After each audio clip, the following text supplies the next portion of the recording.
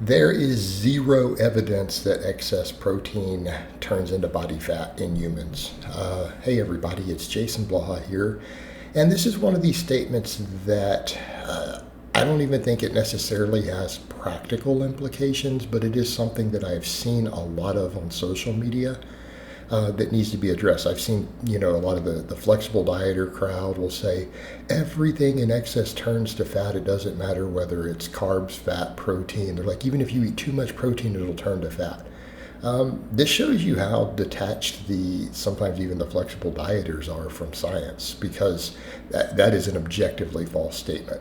I also see protein powder companies doing this a lot, and I've come and argued with some of them, and they don't have a defense. I've argued with their advertising people on Facebook and stuff. They'll say, well, our blend is a perfect blend because if your exact ratios of amino acids aren't perfect, you'll have excess of stuff, and that excess protein gets stored as body fat. And here's the thing that I'm going to say to that. We need to be clear.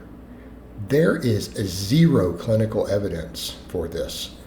And when experts have tried in the metabolic ward to get protein to store as body fat, because people say, well, maybe in theory, there is a pathway by which it could occur.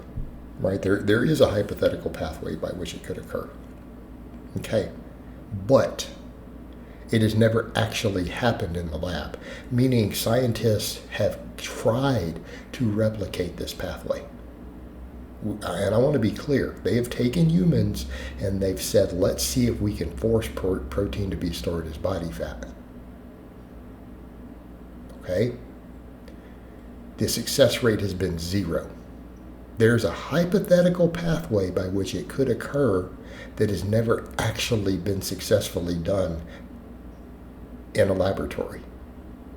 So if the experts in the lab can't get it, like the actual PhDs in the field can't seem to actually make it happen in humans, what in the hell makes you think you're going to make it happen? They're actually trying to do it actively. So you're not accidentally going to do it because they can't get it to work. All right, so what we need to be clear on, again, the data for this is overwhelming. Even when people talk about de novo lipogenesis, you need to understand that is a very small amount of body fat storage. What do we mean? We're talking about carbohydrate storing as fat. In humans, set aside, don't look at any rodent studies, don't look at any cattle studies. If you set those aside, and we only look at humans, only human beings,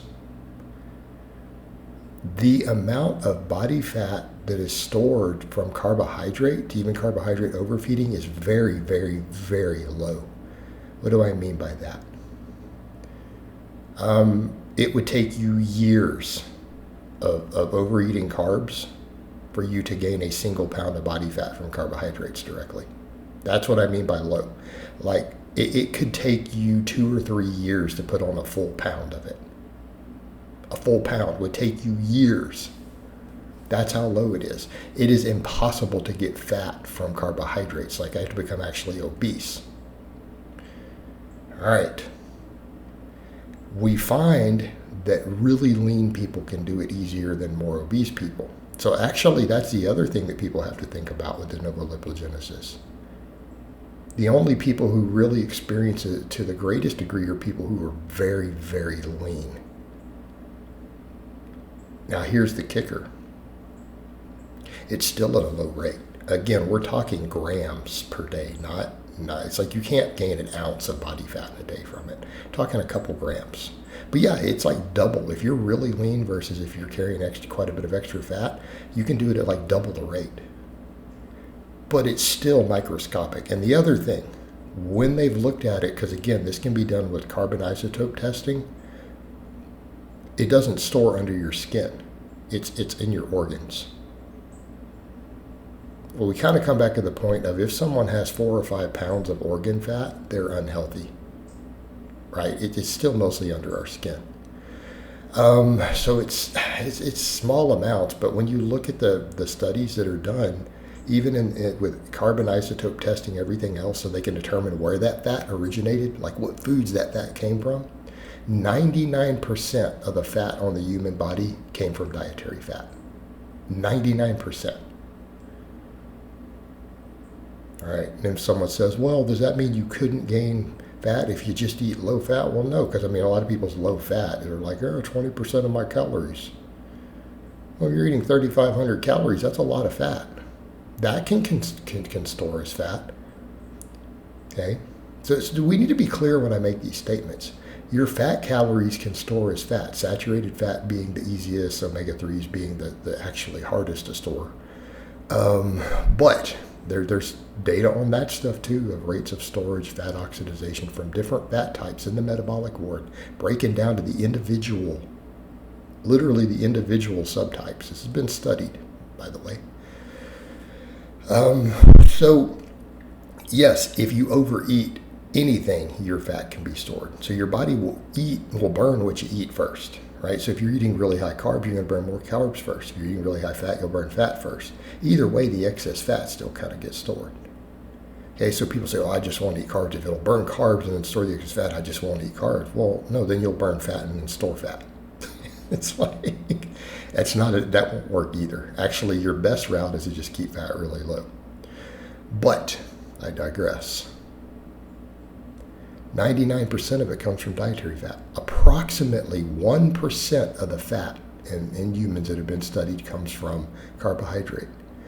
The same thing when they've studied it with protein, it's zero. It is literally 0% of the fat on your body came from protein. And again, when they've tried to overfeed protein, like just throw enormous amounts of protein at people to try to get it to store as fat, like creating a calorie surplus by adding like 300-400 extra grams of protein a day, right? The test subjects all lose fat.